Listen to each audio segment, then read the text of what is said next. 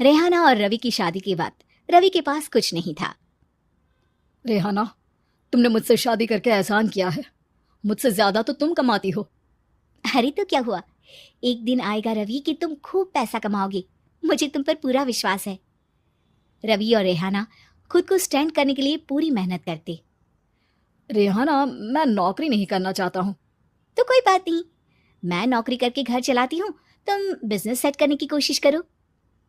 एक दिन रेहाना, तुम जानती हो, मैंने जो विज्ञापन बनाने वाली कंपनी खोली थी ना, उसे बड़ी ब्रांड का ऑफर आया है। अब हम लोगों के दिन ब्यारे न्यारे हो गए हैं। मैं जानती थी रवि कि एक दिन तुम सेटल हो जाओगे। रवि का काम अच्छा चल जाता है।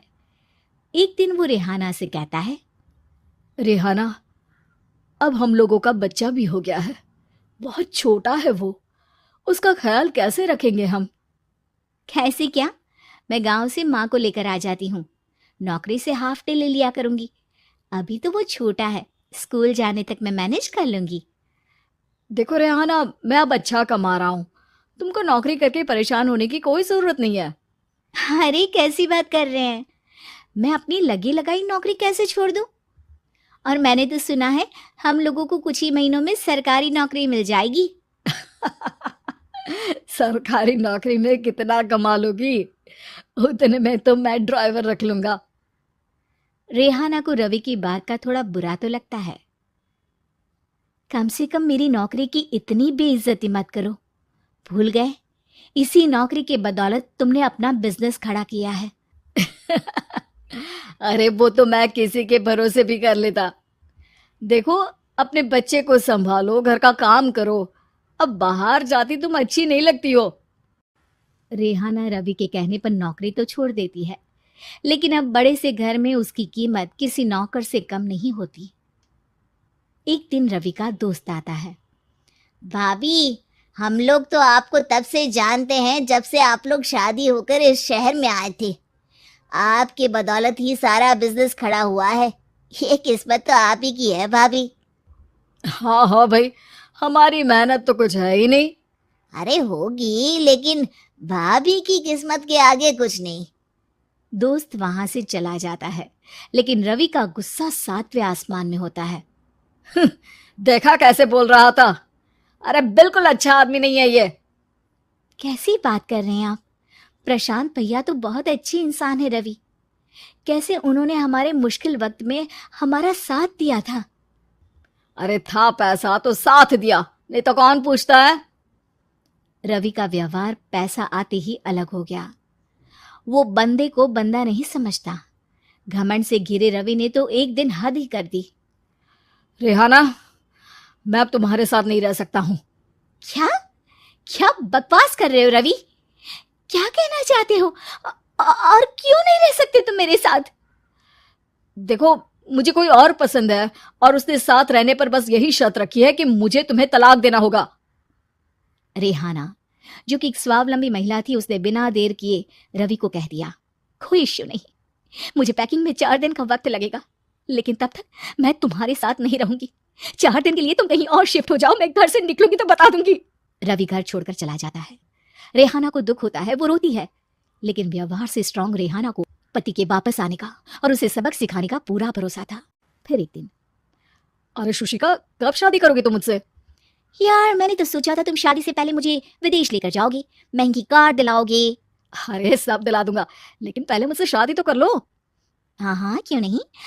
मैं कुछ दिनों के लिए अपने मम्मी पापा के पास जा रही हूँ और लोगों से अपनी शादी की बात करूंगी। अरे शुशिका, कैसे रहूंगा मैं तुम्हारे बिना?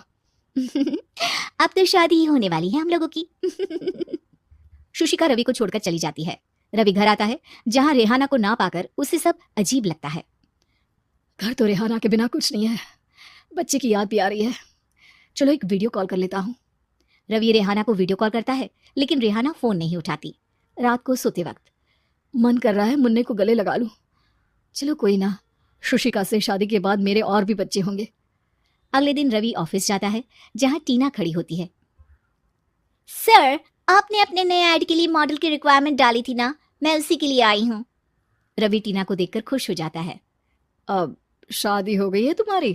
नहीं सर, बस अच्छा सा हैंडसम और अमीर लड़का देख रहे हैं मेरे मम्मी पापा। रवि के दिमाग से तो टीना को देखकर शुशिका का ख्याल भी खत्म हो जाता है। अरे यार, ये लड़की मिल जाए कितनी सुंदर है। शुशिका तो इसके आगे कुछ नहीं है। आ, अब क्या तुम्हें ऐसा नहीं लगता कि मुझसे मिलकर तुम्हारी ये खोज खत्म हो गई है? आप ना, आप तो 2 बच्चों की पापा लग रहे हैं। अरे नहीं नहीं, मेरी शादी तो हुई थी, लेकिन बीवी को किसी और से प्यार था, मुझे छोड़कर चली गई। खैर, टीना की दोस्ती रवि से हो जाती है, लेकिन 1 महीने बाद शुशिका रवि के पास वापस आती है। मेरे मम्मी पापा तुमसे मिलना चाहते हैं, लेकिन उन लोगों को ये मत बताना कि तुम पहले से शादीशुदा हो, और हाँ, शादी से पहले अपनी सारी प्रॉपर्टी तुमको मेरे नाम करनी होगी। अरे पागल, अब मैं तुमसे शादी ही नहीं करना चाहता। भला ऐसी लालची औरत से कौन शादी करेगा? तभी वहां टीना आ जाती है। रवि, ये पागल सी औरत कौन है? देखो, तुमने ही कह दिया ना पागल, तो पागल ही है। पता नहीं कौन है, कह रही है शादी कर लो, लेकिन शादी से पहले अपनी सारी प्रॉपर्टी मेरे नाम कर दो। बोल तो सही रही है। वैसे तुम जानती हो, मेरी एक सहेली है, उसके पति ने उसे पैसा आते ही छोड़ दिया, जबकि उसको खड़ा करने वाली ही मेरी सहेली थी। और मुझे भी भरोसा नहीं है। अगर मैं भी तुमसे शादी करूंगी तो तभी जब तुम मेरे नाम अपनी सारी प्रॉपर्टी कर दोगे। अरे हाँ हाँ, क्यों नहीं, बिल्कुल कर दूंगा। रवि और टीना की शादी की तारीख तय हो जाती है। वो अपनी सारी प्रॉपर्टी के कागज लेकर शादी वाली जगह पर पहुंचता है, लेकिन वहां टीना आती नहीं। रवि टीना को मैसेज करता है। कहाँ हो? सॉरी, मैं तुमसे शादी नहीं कर सकती, मुझे तुमसे भी ज्यादा पैसे वाला मिल गया। रवि को गुस्सा आ जाता है। वो गुस्से से सारा डेकोरेशन तोड़ रहा होता है कि वहां रेहाना आ जाती है। सर, क्या हो गया? क्या डेकोरेशन पसंद नहीं आई आपको? तुम यहाँ क्या कर रही हो? मैं यहाँ की डेकोरेटर हूँ। क्या आपको पसंद नहीं आई यहाँ की सजावट? रवि दौड़कर रेहाना के गले लग जाता है। मुझे माफ कर दो रेहाना। रवि रेहाना के गले लग जाता है और रेहाना टीना को थैंक्स का मैसेज करती है।